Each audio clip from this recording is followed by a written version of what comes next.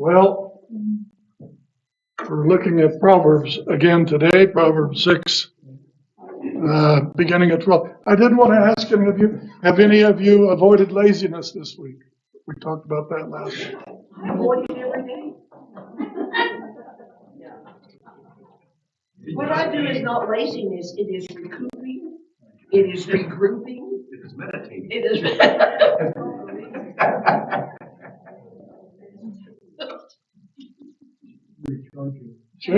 Change the definite, change the word to protect the guilty. That's what she's doing. No, it's not laziness when I don't do anything. It's just all those things. Thank you. Well, how about foolish debts? Did anybody enter into a foolish debt this week? If you don't have any money to loan, you can't get in trouble. But you could. 6 verse 12. We talked a little bit about some of this last week, just kind of went over it very, very quickly. But chapter 6, verse 12 to verse 19 today. Let me just read this for you. And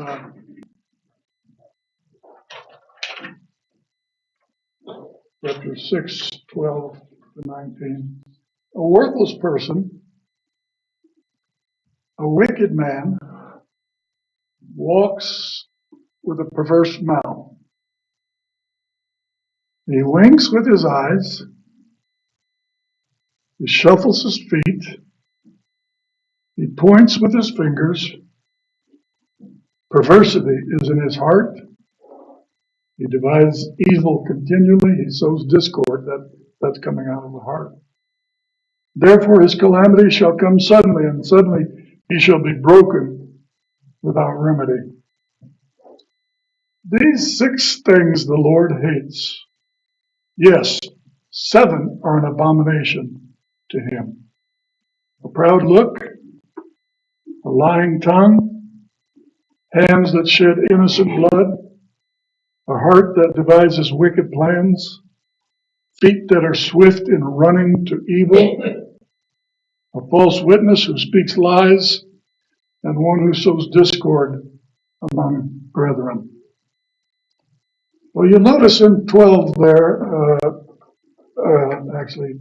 it starts at verse 12. He's sort of using different parts of our bodies to illustrate some aspect of being wicked, some aspect of being sin.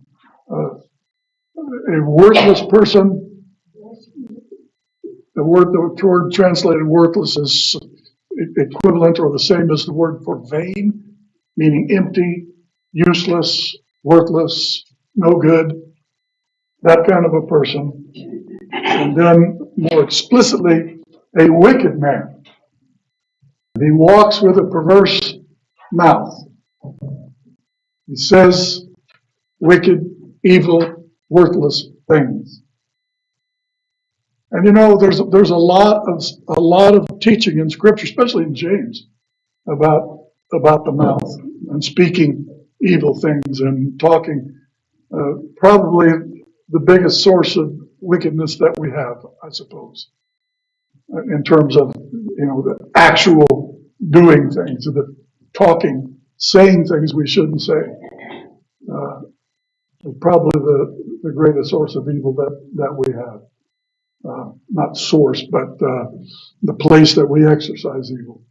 The wickedness comes from the heart, but we express it way too often with our mouth. Say bad things, mean things, harsh things, telling lies, which he's going to mention again later. All those kind of things that come from the mouth, from that.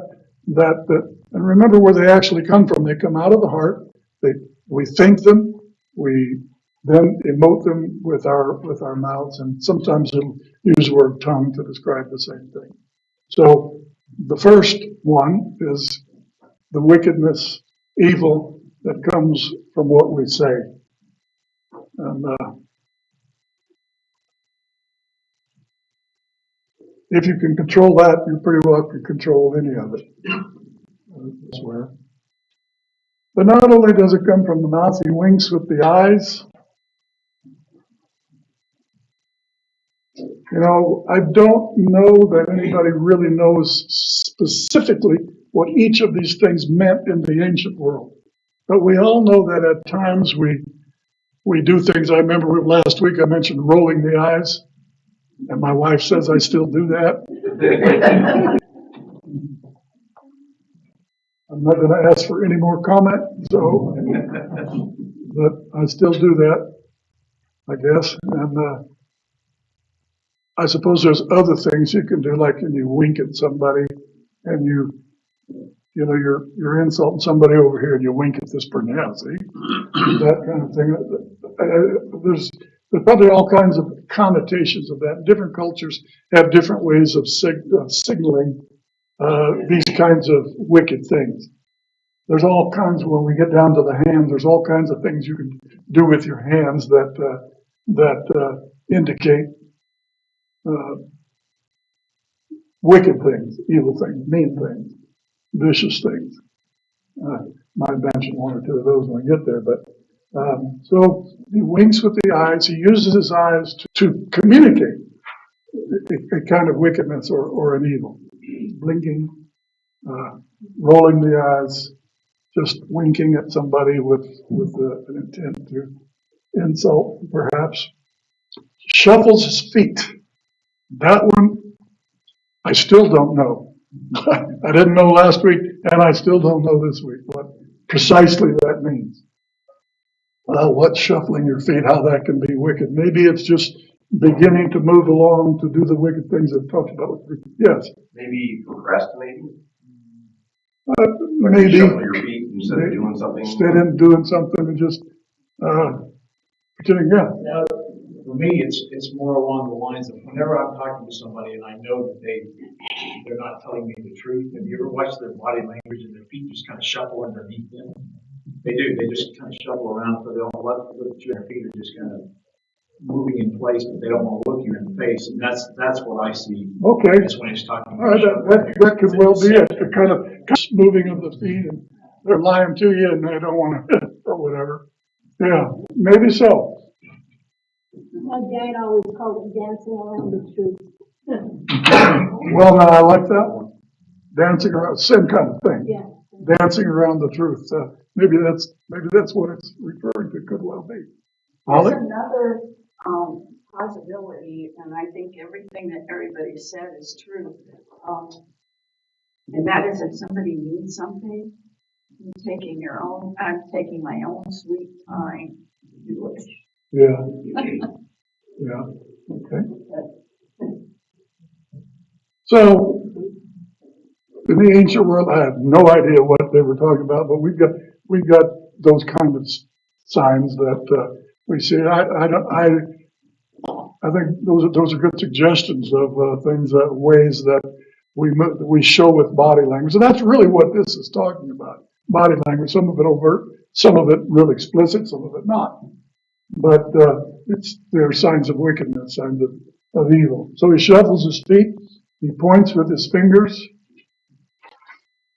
That can be all kinds of stuff. In Ghana, a funny thing happened quite often. When I was in Ghana, there were a lot of young Americans that were there in the Peace Corps. Remember the Peace Corps? We had lots of them, and they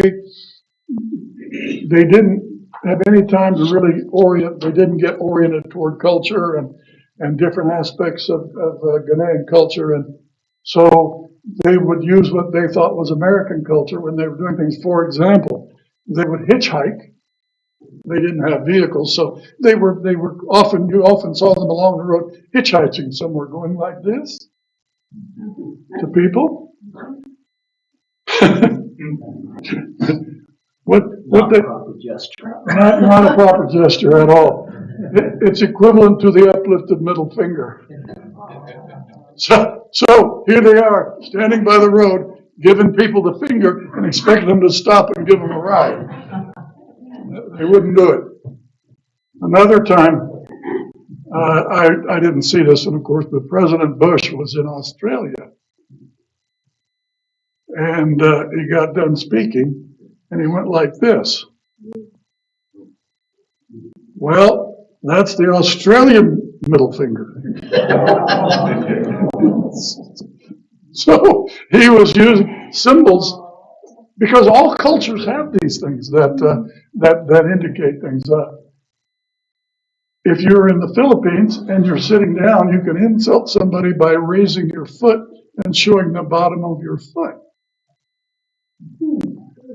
We don't do that. We don't think of that. But in every culture, there are these signs and signals to people that are insulting or offensive or wicked even.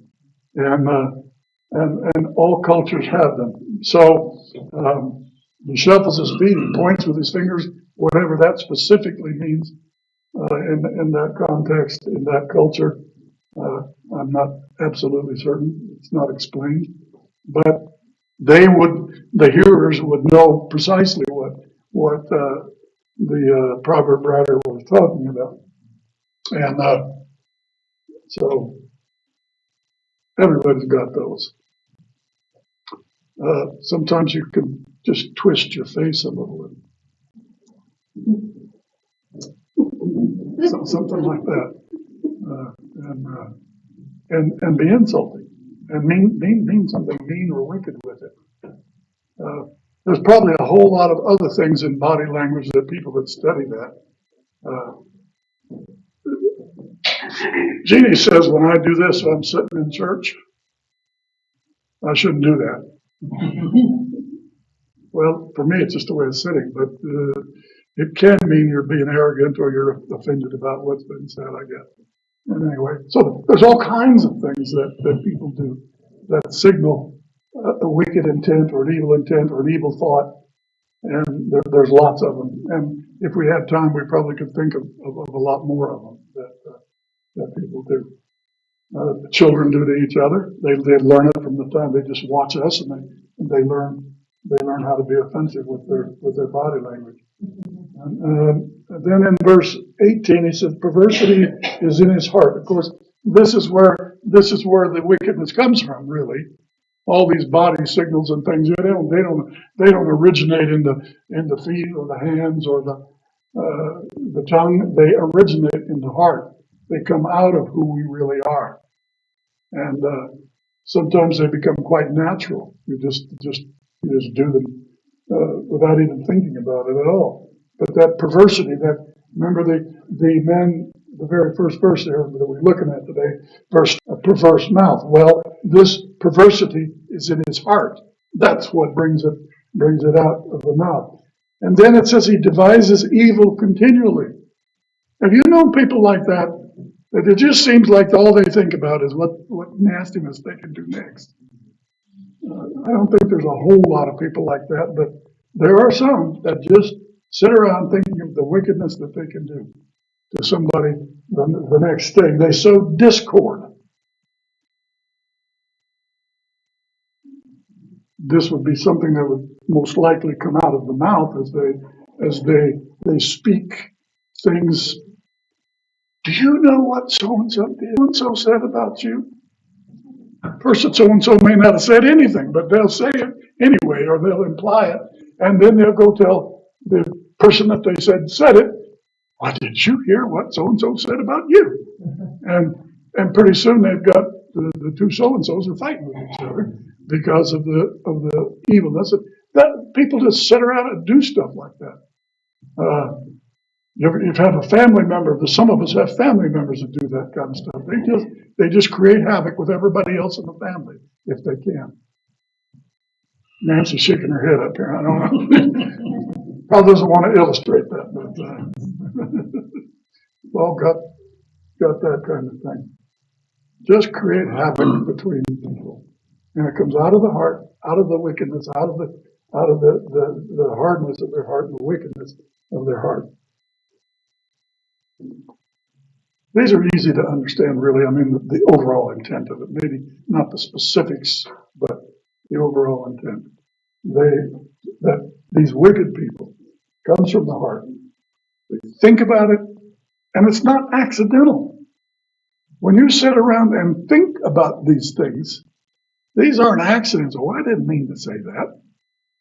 I mean, we all do that. We say things from time to time that the second we said it, we wish we could take it back. But that's not what we're talking about here. We're talking about people that deliberately sit around, dream up, and think about wicked things they can do or say. Just coming out of a wicked, evil heart. This is another way of talking about fools, but that's what they are. So they create difficulties between brothers. He's going to mention that again in a minute. Yes. A nice term for that in our current culture is a passive-aggressive personality. Yes. Yes. That's a nice psychological term for it. All these things were going on long before we had psychologists and psychiatrists. But they put labels on stuff thinking they'd solve the problem. And thinking if they've labeled it, then it's okay because we've labeled it and society has accepted that this is the way you're going to be. Yes. Yes. Label it, but it doesn't sound so bad. And that's And it sounds like you've cured it if you put a label on it. And of course, we all know that's not true. Being a fool doesn't change because you call it less than nice or something. That you put another label on what a fool is still doesn't change you being a fool. So they sow discord, and then at verse 15 is the case in these Proverbs, these sections of Proverbs. There is what happens as a result. What happens to this wicked person?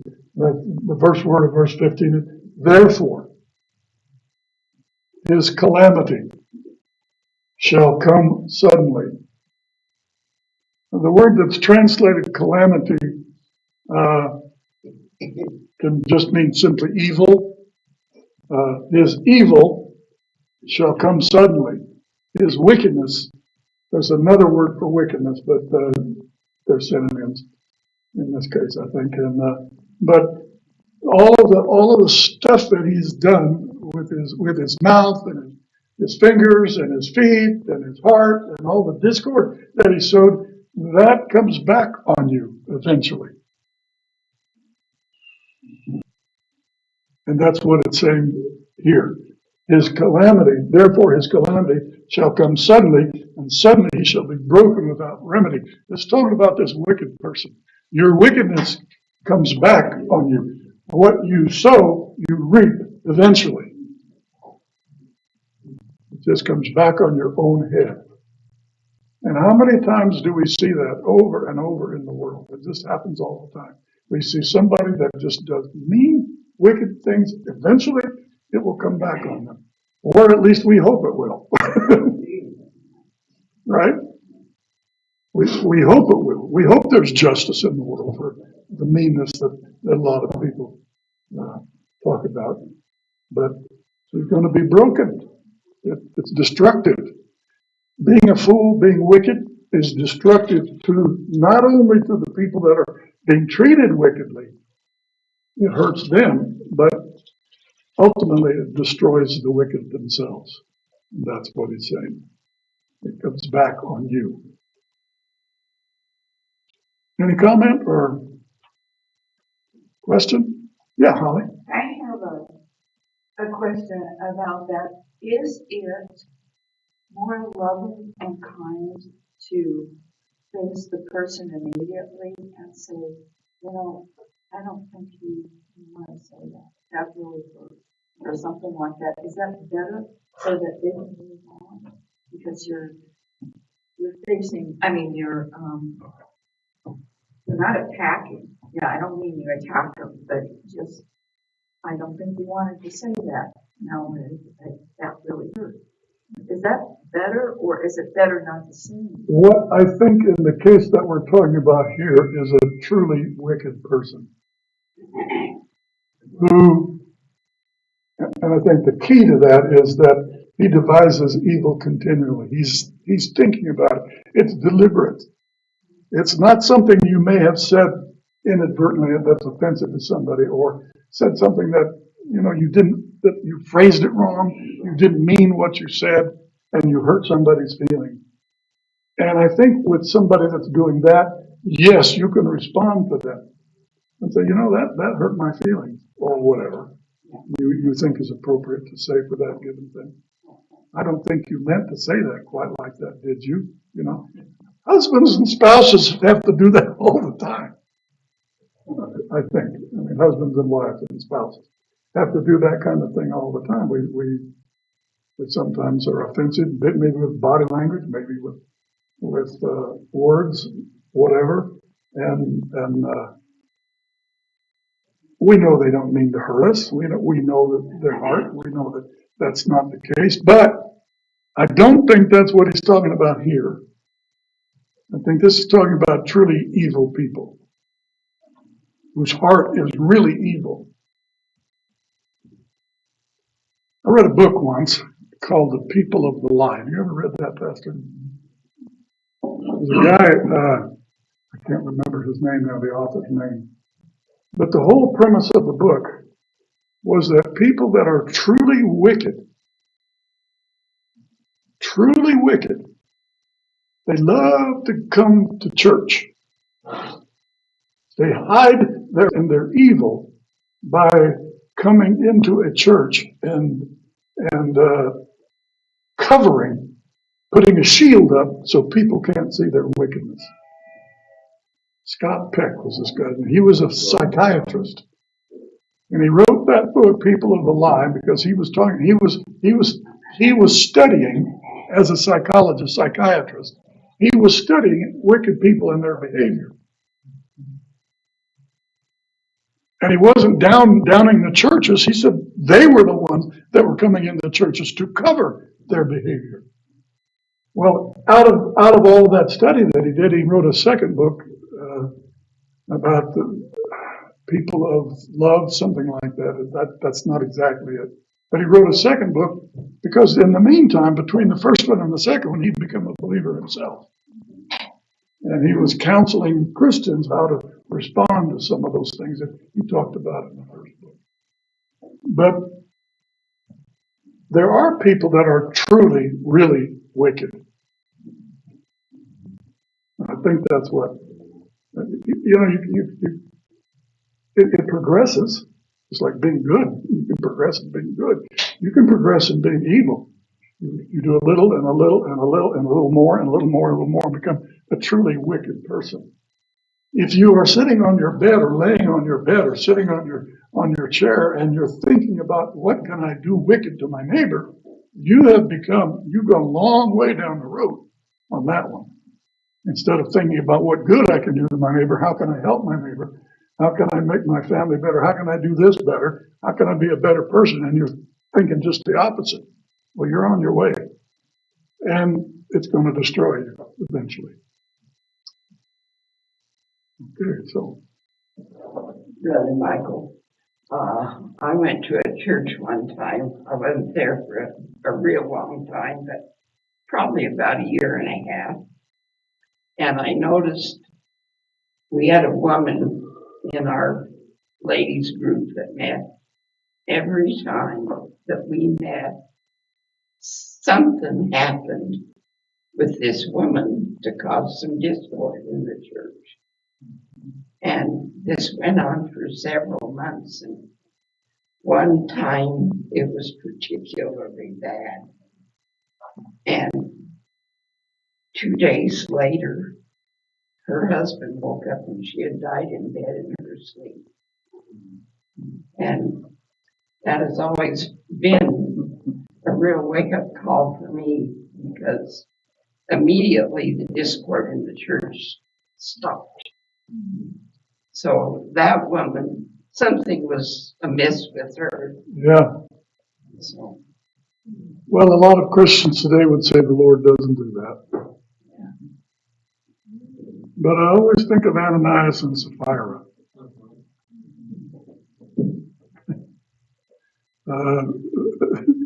I don't think the Lord, if the Lord did that every time one of us sinned, we'd all be dead. Yeah, that's true. But they had committed to what apparently was a very disruptive, discordant act in the church. They were disrupting things in the church, creating difficulties. It would seem to me it had to have been really serious. And both of them died as a result of it. And I think maybe, the Lord was preserving that church. Maybe. I don't know. I don't know. We don't always know what's in the Lord's heart, but it sure sounds like a warning to me.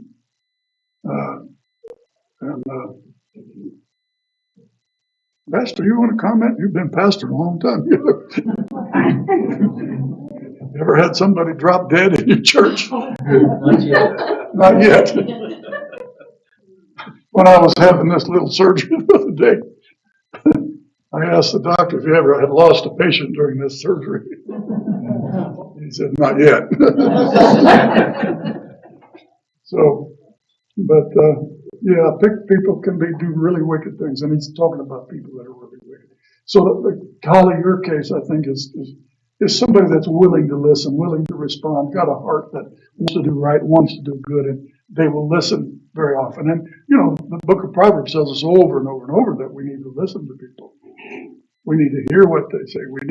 We need to have counselors that tell us when we've done wrong, and that's really what he's doing in this whole book is telling us what things displease God, and he's going to get to the list of 7 of them here in a minute. And the wise will hear. The wise understand that the wise are not perfect.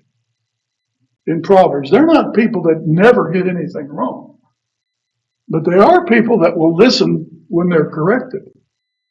They are people that want to do what God wants them to do, and they will do it when they can, or at least most of the time. They will hear when they're being criticized for some wrong thing that they've done. That's part of being wise.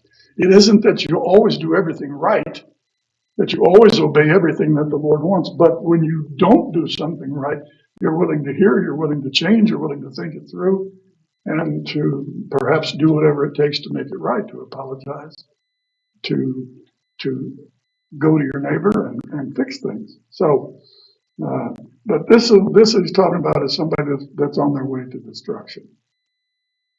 So, along with this passage, there's a great deal of it's repeated in the next few verses from 16 to 19. Some of them are almost identical to what we just looked at, but the writer of Proverbs that this pattern that we see repeated in Scripture, a number of different places. It was a kind of a way of emphasizing. There are 6 things that the Lord hates. There are 7 that are abomination to him. So it's a way of just kind of catching your attention